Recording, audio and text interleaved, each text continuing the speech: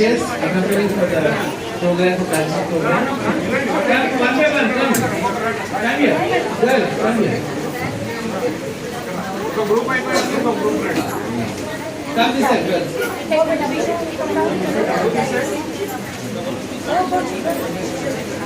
Please give a big round of applause, audience, children for wonderful performance.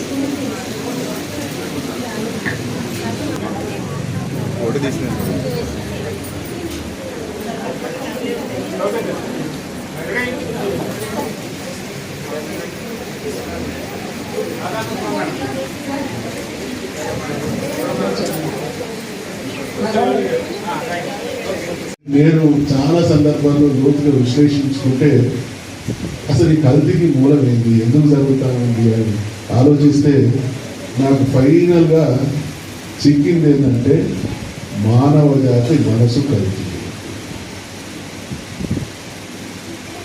నా దృష్టి నా మానవ జాతి మనసు కల్తీ అయింది. ఇంకా మనసు కల్తీ అయిన తర్వాత ఇంకేముంటుంది? అందుకనే అంటే కవి సమ్మేళనం కూడా జరిగినటువంటి సందర్భంగా ఈరోజు ఉన్నటువంటి కవి సహజ సిద్ధంగా మిగతా వాళ్ళకంటే ముందుగా సమాజం అప్రమత్తం చేసేటువంటి బాధ్యత కాకుండా వాళ్ళ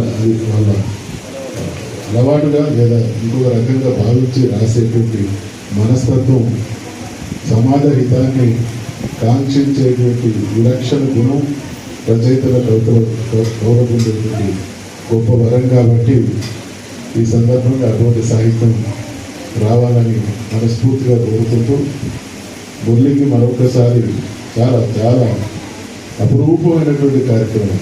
ఆయన మురళి మనస్తత్వం ఎటువంటిదంటే ఇప్పుడు ఈ కార్యక్రమం అయిపోయి ముగించే లోపలనే మన్నించుకోవడానికి మొదలు పెడతారు. అటువంటిది మురళి అది అదృష్టం, బలహీనత. ఈరోజు ఈ పవిత్రమైనటువంటి దిన సందర్భంగా వచ్చినటువంటి చిన్నారు కళాకారులను కూడా ఆయన వేదిక మీద అనేక కార్యక్రమాలు కళాకారుల ద్వారా కూడా నిర్వర్తిస్తారు. కాబట్టి చిన్నారులైనటువంటి కళాకారులకు ఆశీస్సులు అందజేస్తూ పెద్దలందరికీ మరొకసారి హృదయపూర్వకమైనటువంటి అభినందనలు సార్. అవకాశం నాకు దక్కింది. ఆ సందర్భంగా నేను చెప్పింది ఏంటంటే సృష్టిలో అంటే మొదటి అవయవదానం, మొదటి అవయవ మార్పిడి వినాయకుడికి జరిగింది. విఘ్నేశ్వరుడికి మొదటి అవయవ మార్పిడి జరిగింది. అంటే ఆ పరిజ్ఞానం భారతదేశం సొంతం. అటువంటి పరిజ్ఞానం ఉన్నటువంటి ఈ దేశంలో ఎప్పుడో అవయవదానం చేసినటువంటి సందర్భం ఉన్నటువంటి ఈ దేశంలో ఇవాళ అవయవాల కొరత ఉండడం అనేది చాలా చాలా బాధాకరమైనటువంటి విషయం.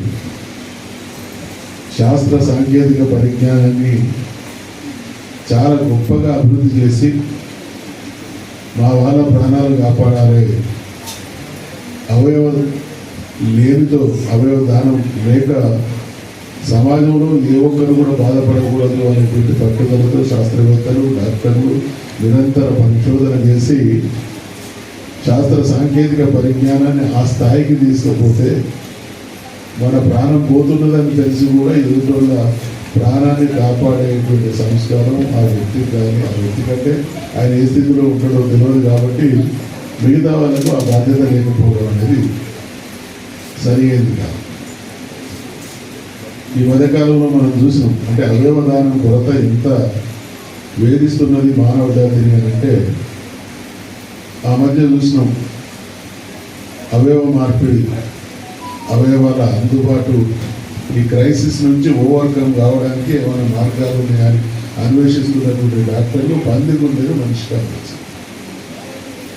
పంది గుండెను మనిషిగా మార్చింది అంటే డాక్టర్స్ కన్సర్న్ ఎంత గొప్పగా ఉన్నది అంటే ఎట్టి పరిస్థితులను మనిషిని చనిపోకూడదు, వారిని కాపాడాలనేటువంటి తపనతో వాళ్ళు చేస్తున్నటువంటి ప్రయత్నాలు ఏదో ఒక రకంగా ఒక సొల్యూషన్ వెతకాలి అనేటువంటి ఆలోచనతో అటువంటి పరిశోధనలు ఎవరి కోసం చేస్తున్నారు?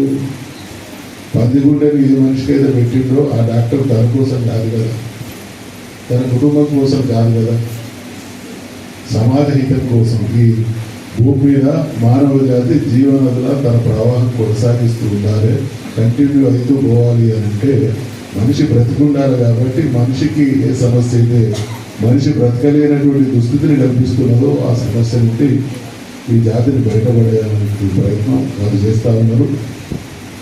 మన సభ్య సమాజం అనేక కారణాల వల్ల, మన బలహీనతలు కావచ్చు, అవగాహన రాహిత్యం కావచ్చు, అనేక కారణాల వల్ల అవయవ దానానికి ముందుకు రావడం లేదు. అటువంటి దుస్థితిని అర్థం చేసుకొని ఇది సీతామహాలక్ష్మి గారు వారు చేస్తున్నటువంటి కృషి మరొకసారి హృదయపూర్వకంగా అభినందిస్తూ, ఇవాళ మనం బ్రతుకుతున్నటువంటి సమాజం కవిత్వానికి డాక్టర్లకు సంబంధించినటువంటి అంశం ఈరోజు మనం చూస్తున్నటువంటి ప్రపంచం ఇటువంటి ప్రపంచం రక్తం గారని రోజున్నదా ఈ భూమి మీద?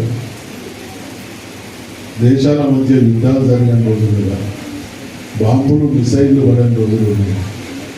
ఈ బాంబులు మిసైళ్లు పడడం ద్వారా కారే రక్తానికి, జరుగుతున్నటువంటి అవయవ నష్టానికి సరి తూగేటువంటి అవయవ దానం ఈ భూమి మీద లేదు.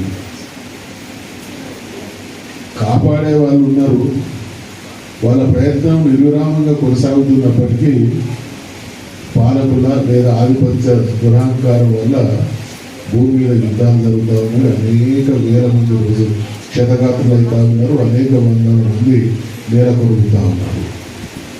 మరి ఇటువంటి దయనీయ స్థితిలో కూడా మనం మన బాధ్యతగా అవయవ దానం చేయాల్సినటువంటి అవసరం ఉంది. దానికి ఇటువంటి మహానుభావులు ముందుకొచ్చి ఇప్పుడు మనం మన అవయవ దానం చేయడం అనే విషయాన్ని ఎదుటి వాళ్ళు చెప్పినా, వాళ్ళు దానికోసం అంకితమై పనిచేస్తున్నా అర్థం చేసుకోవాలనేటువంటి దుస్థితిలో మనం ఉండకూడదు. కాబట్టి దీన్ని ప్రోత్సహించాలనేటువంటి విషయాన్ని మరొకసారి మనవి చేస్తూ మనమందరం కూడా బాధ్యతగా దీన్ని ఒక మోడ్లో తీసుకోవాలి. చాలా సీరియస్ మన ముందున్నటువంటి ప్రధానమైనటువంటి కర్తవ్యంగా అవయవదాన కార్యక్రమాన్ని చేపట్టాలని మనవి చేసుకుంటూ, ఇక కవులు కూడా ఉన్నారు కాబట్టి 1980లో నేను పీజీ అయిపోయిన తర్వాత ఆ రోజు మీ అందరికీ తెలుసు నాటో వారసాలు